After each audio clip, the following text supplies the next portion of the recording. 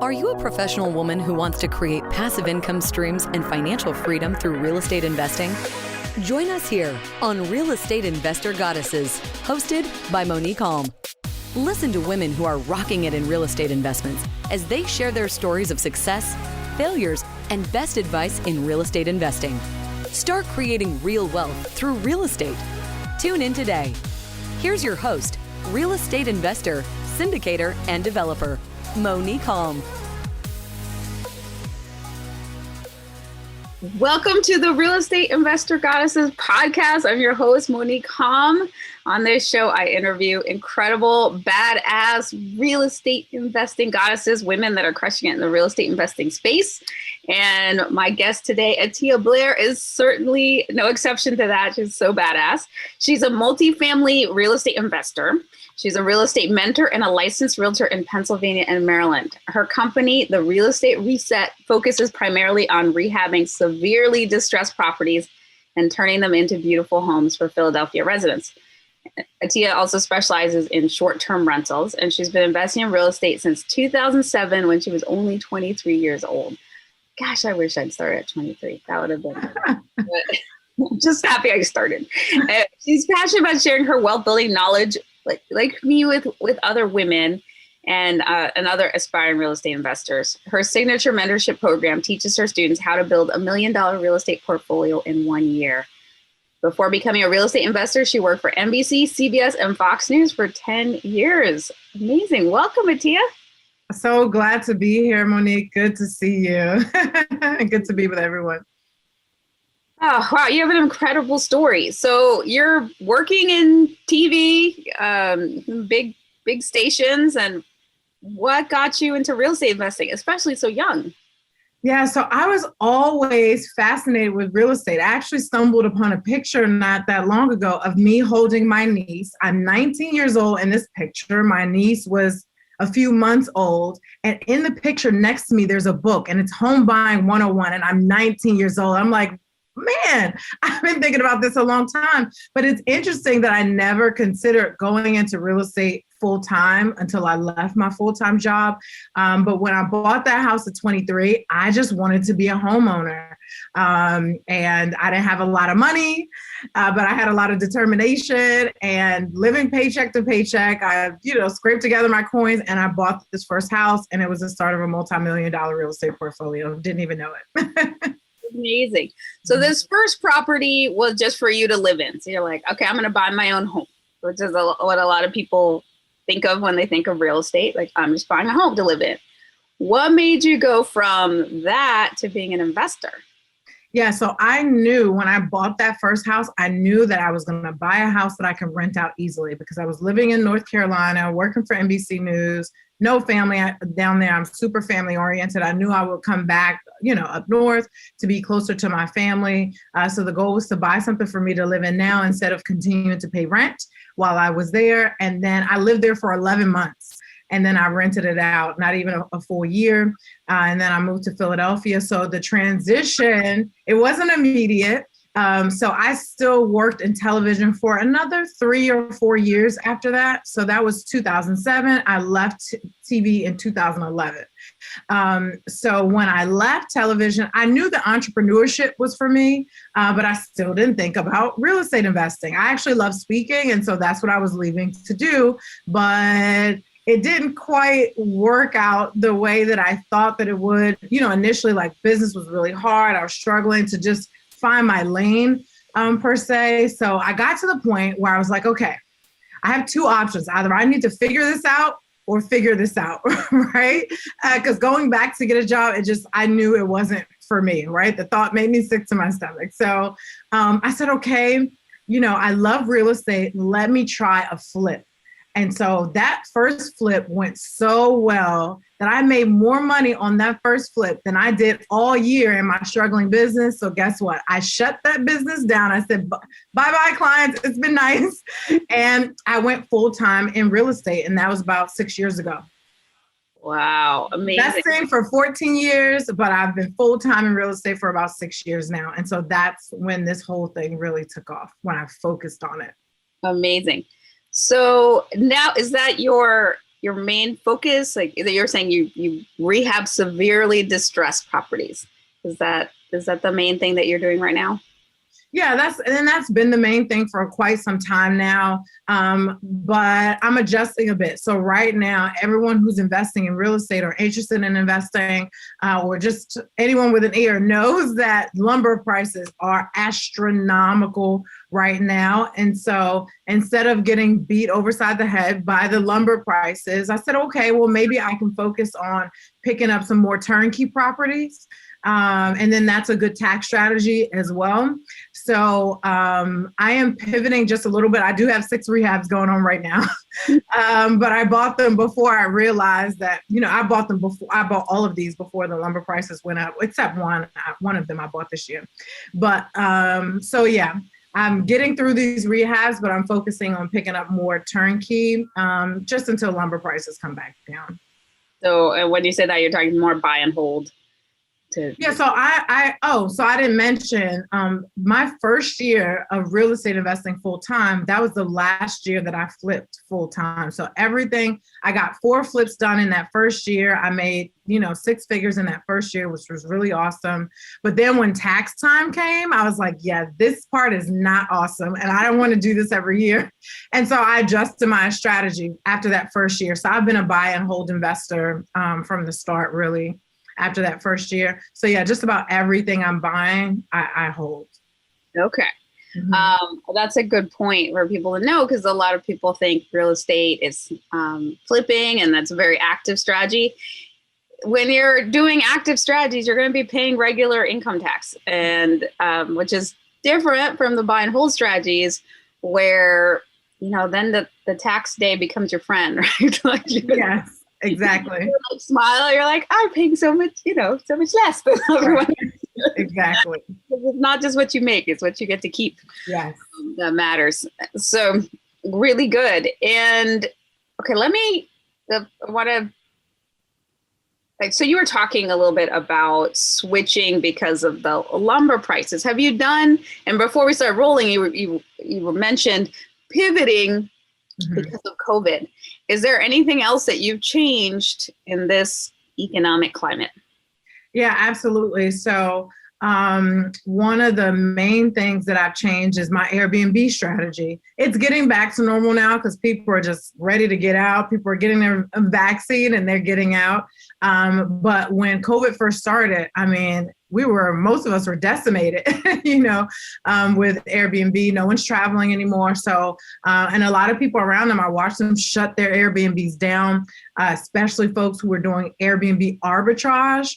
And they have like 10 of these properties that they have to pay rent for every month with no income coming in. So anyway, I started doing longer short-term rentals. So instead of 3 days, I'm doing 3 months, and all of my places stayed full during the pandemic. So we're just now, they're rolling out now and starting to get back to normal. So that's one of the major adjustments I made.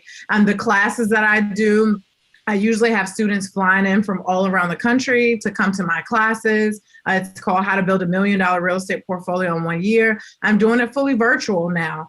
I think we're realizing, I believe that was the CEO of Twitter said, we'll never come back into the office again, right? So we're realizing that a lot of things that we used to do in person, we really can get it done just as well virtually. And so that's another shift as well. Yeah, I had a similar thing with our Wealth to Real Estate event. We were doing it in person, and then we started to do it virtually, and it's great virtually. A lot more people can come. Yeah. So I hear you on that. Mm-hmm. And I found with our Airbnb, we had to shut down. We were forced to shut down for a couple of months. But then we were busier than ever. Or we were. It's in Big Bear Lake outside of LA. I don't know. I think because people wanted to travel, but they weren't traveling far. So we got crazy prices. So way more than the previous years. I don't know if you experienced that at all. Now that people are coming back into most of my Airbnbs are in Philadelphia, the demand is so high. The shows and the plays are coming back. And then there are tons of sites that people just come through the city for. And as universities open, all that is bringing traffic into the city because Philly's a big hospital town and university town. So yeah, you can do well now. Awesome. All right. So I want to ask you a question now. It's my favorite question because I find that we learn so much more from when things don't go well to when they do. So my question is, what was your biggest mistake and what did you learn from it? Hands down, the biggest mistake is trying to do everything myself. And that is and I am a true do-it-yourself kind of, and I feel like I was born this way. I was like a little baby boss, just doing my own thing, right? So from, never having a mentor, a real estate mentor, right? I was like, I'll figure it out myself. Granted, when I started investing in real estate, Instagram didn't even exist. So most of my students find me on Instagram. That did not exist for me to find someone, right? There were books and Facebook at the time. Maybe I'm dating myself, but Facebook at the time was still, you had to have a college you're at college.edu to sign up for Facebook, because that's how Facebook started, for those who don't remember that. So there was nowhere to, maybe Carlton Sheets, right? But I hadn't even heard of that, right? That was even before my generation. So the point is, I was learning by myself. I could have been a lot further, a lot faster, made less mistakes, saved tons of money if I had a mentor. Glad that I figured it out. And now I'm able to help people avoid the same mistakes that I made. But that's one, certainly. And then definitely in my company, when I started out, my dad, he was actually a general contractor since the day I was born. So I'm pretty sure I picked up a lot more than I thought I was picking up when I was running around his jobs as a little girl. And so with that, I would try to do some of the work myself. It takes so much time. My time can be spent, better. And then as the company grows or is growing, and I'm dealing with this now, just hiring people to help me run the Airbnb or having property management. I did it all myself, and I have it in-house, but I have someone on my staff. I have staff now helping me with that because I realized I was a bottleneck in my business. So that hands down biggest learning curve or learning opportunity, biggest mistake was just not hiring soon enough, fast enough, and trying to do things myself instead of letting the experts do it. So good. Yeah. So many people make that mistake, myself included, trying to DIY and then trying to do this without a mentor. Yeah. I did that for a long time, and, I kind of put it along. And then when I got a mentor, it was like incredible scale and incredible growth. So yeah, totally. I'm all for that. And so what are you most proud of? What am I most proud of? I actually had a pinch me moment not that long ago where I realized that I'm now making more money per month than I made all year in my good paying job as a TV producer. And I was like, what? and it's such a huge victory because this is actually year 10 of me being a full-time entrepreneur. I left in September of 2011. And those first 5 years, I almost made nothing, right? So I really had to push and persevere and stick with it and adjust and be agile to get to where I am. And I've really done the work. And I'm proud about that. And I'm excited about that because that's huge. And the cool thing is I realized that I can start making that much money from seeing other people, other women doing it. I'm like, oh, we can do that? Okay, well, let's do that then. And so I know for me, other people seeing me do that is going to make them realize it's possible. And it's like the gift that keeps on giving. So I'm really excited about that. Oh, you should be proud. That's amazing. And that's why I'm so happy I could highlight you, and why I highlight other women on this show, because I want others to look and go, oh my gosh, if she can do it, I could do that too. Maybe I could do that, right? Yeah. So beautiful. I say all the time, it does not matter where you start. It's about how you finish. because we didn't grow up. We had lots of love in our home, but like barely any money, right? I think sometimes we don't realize how little money we had sometimes for those who are in that situation until you grow up and be like, yeah, that's not normal. Like, you know what I mean? Like I would ask my dad, I would be like, Daddy, I would hear the ice cream truck coming. I would say, Daddy, let me get 25 cents to go to the ice cream truck. And he would be like, baby, we got Wonder Bread and ice cream in the house, right? Make your ice cream sandwich, right? So we didn't have a lot of money, but we had a lot of love. And I tell folks, it really doesn't matter where you start. It's about how you finish. And with real estate investing, you really can build the life of your dreams. Absolutely. Hear, hear. I love that. Yeah, somebody who, I don't know if you ever had to have the government cheese, but we had the government cheese. Yeah, we had that. That was right next to that government ice cream. It's not good. But over there, and be like, oh my gosh, look at the comment in the bank account. It's nice. All right. So what do you attribute your success?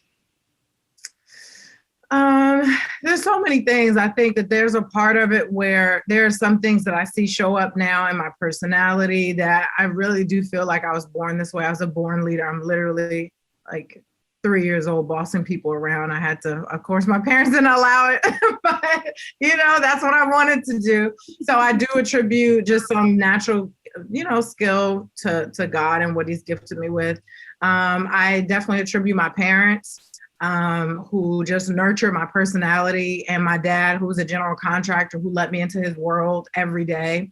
Even though he was an entrepreneur, he would take me to school, leave the house, take me to school. While he's taking me to school, his guys are hopping on the back of the truck. So I'm getting used to being around contractors all the time. When school's over, while mom's cooking dinner, because she did stay home with us for a while, I'm on dad's job, and, he's like, just don't touch the insulation, you're going to itch, right? So just being in that environment, especially as a woman, has helped me be super confident and comfortable around contractors in the construction environment. So that was a gift that I didn't even realize. And even though we didn't have a lot of money, my mom always kept the home really beautiful. So I really picked up some interior design and how a home should feel. And then I have had some amazing business coaches. Never a real estate mentor per se, which, like I said, I don't know that that's a plus, but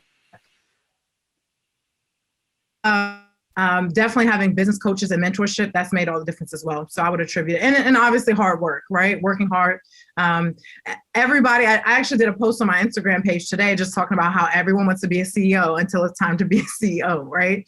And the hours, like I certainly work more hours per day now for myself than I did when I was at NBC News, but it's so rewarding. It's so worth it. And I'd rather be doing that hard work for myself than somewhere else. Yeah. Mm-hmm. Amazing. And what advice do you have for a woman who's just starting out in this field? So what would I say? I would say that, because I find a lot of women are intimidated, right? Because it's a male-dominated industry. You have the option to be paralyzed by fear and rejection, potential for rejection, or you can step out there and amaze the world, but we don't get to do both, right? And so what I found is that most women who want to get started investing in real estate but don't, it's really confidence that they're looking for. And confidence comes from clarity, and it comes from doing the work. The cool thing is the clarity doesn't have to come from what you learn. It could come from, a mentor, someone that you look up to, and then doing the work. It's just that, doing the work. So that's what I would say. Get clarity however you can. If you do it the slower way, reading books, watching YouTube, that's fine. Just get it however you can. Getting a mentor definitely fast tracks that. And then just doing the work. We all know experience is the best teacher. Whether it's your experience, your mentor's experience, just get experience. And that's what I would say. And we can do it. We're out here doing it every day. Here are two women right here that are doing it. You can do it. And you don't have to feel like, oh, I'm a woman. It doesn't matter. We can do it too. Absolutely. Yeah. And what do you wish you'd known at the beginning that you now know? I wish I was aware of leveraging other people's money. So when I started out that first year, I just had my little coins and all I could afford was one house, right? It was a little $50,000 house was my first, the first house that I bought. And that is all that I could afford was to, I struggled to get through that because, I wasn't aware of using other people's money, or I had those messages. Or when I would see things like hard money, it's like, what? Look at that interest rate. And then that's debt. I don't want debt, because most of us were raised, debt is bad. It's going to kill you. It's a murderer. Don't touch it, But you really can leverage debt to build wealth. That's what the wealthy do. As we all sit here right now, the banks are investing our money that's sitting there, right? So if I knew that sooner, because as we sit here today, I actually, like I said, I have 6 rehabs going on, and I have very little of my own money. I have money in one of those projects. So if I learned the power of leveraging business credit, leveraging other people's money, I would have got ahead a lot further, a lot faster. Mm. Yeah. Oh, so good. So before we get into our famed end of show Trinity, which is a brag, a gratitude, and a desire, how can people reach you, find out more about what you do? Sure. So the best way to check me out is on Instagram at Atia Blair. I'm sharing tons of free information there every single day. So at Atia Blair. I also have a free webinar that I do where I really break down the strategy of how I picked up 30 rental units in a 2-year period. And you can go to AtiaBlairRealEstate.com to get that. Again, it's AtiaBlairRealEstate.com, and you can check that out. It's actually actionable steps that you can take now to get yourself ready to accomplish something like that. Amazing. Yes. All right. Okay, so now it's time for our Trinity. It's a brag, a gratitude, and a desire. First, your brag. What are you celebrating right now? 2 months ago, something incredible happened. My husband and I decided I wanted to move. I'm like, I gotta go, baby. So we moved into a new place, and we moved into a condo that was more than $1 million. And coming from where I come from, I mean, I grew up in the hood, pre-gentrified DC, like DC, Chocolate City, DC. That is just, I'm pinching myself still. So I'm proud of and excited about that. Well bragged. Yeah. And what's one thing you're grateful for? I am grateful for, I have to give my husband some credit. He is just terribly supportive. In those first 5 years before, and he encouraged me to leave, my job. He's like, I believe in you. And then those 5 years where I barely made any money, the first 5 years, he didn't go like, what's happening here? He was just super patient and super supportive. And that just gives me the time and freedom I need to build my business. And I'm grateful for that, because I know a lot of the women that come into my mentorship, they're like, Atia, how do I get this guy on board? So I just appreciate him for being awesome. Beautiful. And last but not least, what's one desire? One desire, I really want to help as many women as possible invest in real estate with clarity and confidence. I truly believe that you are not really winning unless the people around you are winning as well. So it's not enough that I figured it out. It's my job to make sure I help as many people who want to figure this out, help them do that. And it's really important to me. So that's one desire, and I'm working at it every day. As someone, I feel like a soul sister with a similar mission. Okay, so shall your desire be. We're so much better than you can imagine. Thank you. Same to you. Thank you so much. Oh, thank you. This was great. Y'all, you can connect with Atia at Atia Blair on Instagram, or go to AtiaBlairRealEstate.com to get that amazing webinar she talked about and just find out more about her.